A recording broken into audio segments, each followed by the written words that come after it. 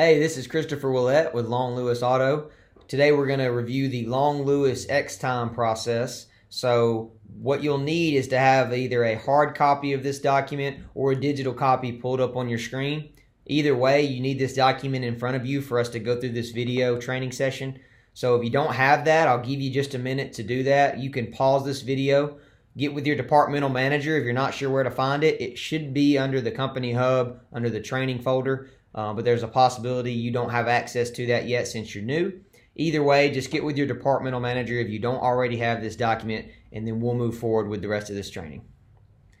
So hopefully at this point, you've got your XTime process document in front of you, and let's go ahead and dive right into it. We're going to go over the specific process for service advisors today. So the first page says Long Lewis Auto XTime process and has kind of the table of contents of what all is included in this document. We're going to go ahead and go to the second page. It says Service Department, Service Advisor. And as you can see, the hardware listed is an iPad mini for Engage and a Surface Pro for Inspect. So step one, the advisor will scan the VIN sticker into Engage. It also says here, additional details for the Engage process are in the Quick Lane section below. So really quickly, turn in your document there to the fifth page. And it says at the top, Quick Lane Department of page 5. I'll give you just a second to get there. And the same hardware is used here, iPad mini for Engage. So these first three steps are the same for Quick Lane Advisor as it is Service.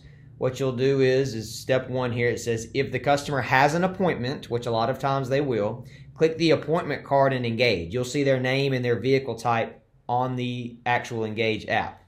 If the customer is a walk-up with no appointment, the advisor must click on the try bar in the upper left and select Add Walk-in Customer.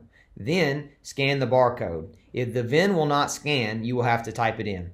So this may seem a little confusing for you if you've never seen the software. And if you have an iPad mini or a Surface Pro that's available somewhere around you right now in the department or wherever you are, you can go ahead and try this. It would be good to do that, and you can pause this video, go grab that, and just kind of do a test run as we're running through this. But it is, once you do it 3 or 4 times, it's very self-explanatory, and it becomes really, really easy to get through the flow.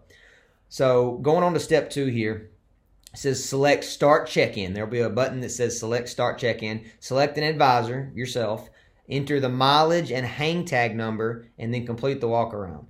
Now, a lot of times advisor assistants will be the ones doing the check-in, and that's fine. They'll just need to select the advisor that they're working for as the advisor on this Engage check-in.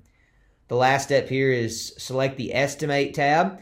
So verify the total, press Accept, then press Tap here to sign. Have the customer sign it and tap Accept Estimate. At this point, there shouldn't be any money on the RO unless it was an oil change or maybe a rotate or something like that was already scheduled and they're already aware of. Anything additional, we'll add on at the end. So the signature we're getting there is just to sign off for us to work on their vehicle and to start moving forward in the process. Now, go back up. We're done with this page. That's all. The rest is Quick Lane specific. So go back on up to our page 2, which has Service Department at the top. And then we're going to go on to the next step here. Actually, finishing out step number 1, it says, what happens when you do this Engage process? This creates a ticket both in DealerTrack and in XTime. So stay in XTime for now until the technician moves the XTime RO into the RO's pending review stage. Next, step number 2 is actually not your responsibility. The technician does this, but it's your job to make sure that it gets assigned correctly and doesn't stick in your step. So make sure that the technician goes in once the ticket is dispatched to go into XTime dashboard, and they should assign themselves to that ticket. And what they'll do is they'll click the vehicle history button in the bottom left-hand corner of their tablet, and it'll send them right to that. So just make sure that the technician gets assigned. And then while these first 2 steps are going on, which if an advisor assistant is doing this for you, the advisor, which is very likely, you'll be getting ready for the next step, which is the most important part, which is communicating with our customers. So sending a text or email quote. And it doesn't mention it in here, but XTime gets updates very frequently. And so in our recent XTime update, today's February 22nd of 2019. So in a very recent update they had, when we scan the VIN and start the Engage process, the customer automatically gets a text message from us, which is awesome. It'll really help give them a easy way to communicate to us digitally, so we don't have to spend as much time. Most people prefer a text message, but now we can spend much less time with our phone to our ear, not being able to do anything else. We can digitally communicate. It's much more convenient for everyone. So, but back to our document here, right below sending text and email quote, it says any ASRs, which is additional service recommendations, will need the customer's approval.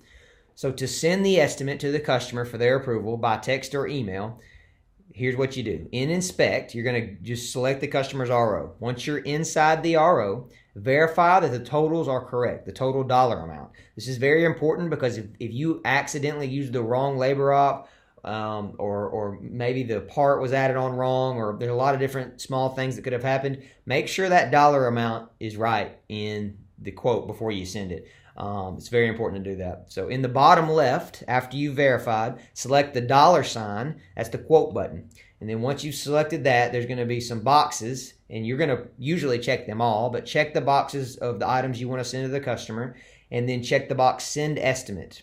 Once you've done that, you'll check the box for both of these. I would do both. We need to do both of these, not just one. Both the text message SMS and the email document. There's two boxes on two sides, so make sure the customer's email is there. After you selected those boxes, make sure their email address is in there. Make sure their cell phone number is on the left-hand side. And then there's a box that says Customer Approves. Check that box as well. And then click the Send Estimate box. It's pretty self-explanatory. I know we went through that quickly, but you've got your document, and once you see it a few times in the app, it'll make much more sense.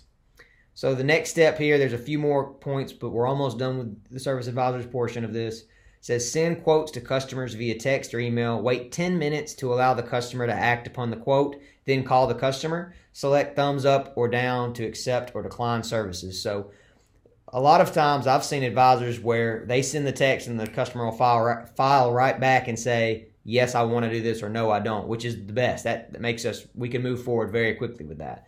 But after 10 minutes or so, it's good to go ahead and, and you can give it 20 or 30 minutes, but no more than 30 minutes. Call that customer, and if they haven't responded, and say, hey, Mr. or Miss Customer, just checking to make sure you got my text and my email quote that I sent you of what repairs are recommended on your vehicle, and so on and so forth.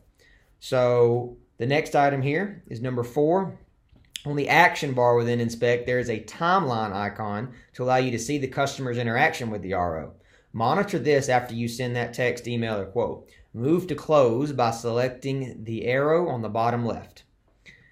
Step 5, you are now done with this RO and XTime. Move to Dealer Track now to address primary concerns, add your notes, flag time, finalize the ticket, etc. And the one last note here says all of the complaint, cause, and correction notes, all your CCC notes, should be written only once into Dealer Track only. No need to write next time until the system will transfer notes over to Dealer Track for us. So I also put here, hopefully coming in the next software update. I have been told that this is working now, and don't quote me on this, but I would also still use the Dealer Track as a fallback. I would still use Dealer Track as a fallback, but there is a chance this is working now. Just get with your departmental manager on that and have them run a test with you to verify that it works with the way your advisor name is set up in the system. If it does, then you can start doing that. But if not, putting the notes in a Dealer Track is the fail-safe way to make sure we get the notes that we need. So if you'll go to the next page now, and we're almost done here, just a few more notes. One is communicating with customers via text. And so the first point here says utilize the new texting functions to send daily status updates to your customers. Every single day we need to contact our customers. Even if we haven't done any new work, we need to contact them just to say we still care about you, hadn't forgotten about you, we're behind, or the part's on the way, or we're working really hard to take care of you. But don't let a day go by where you haven't contacted your customers, just to let them know we care about them and we're working as fast as we can to help get their vehicle in and out of the shop.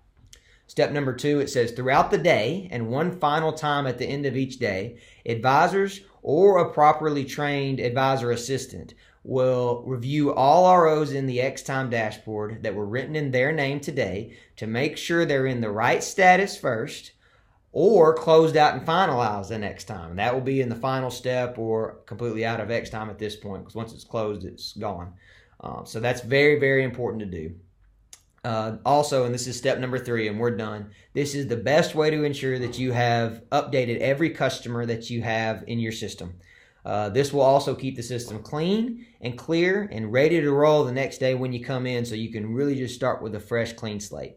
So that's pretty much all that I wanted to cover with you guys today. Thank you so much for joining the Long Lewis team. We are so excited to have you on board, and I hope you have a great rest of your day.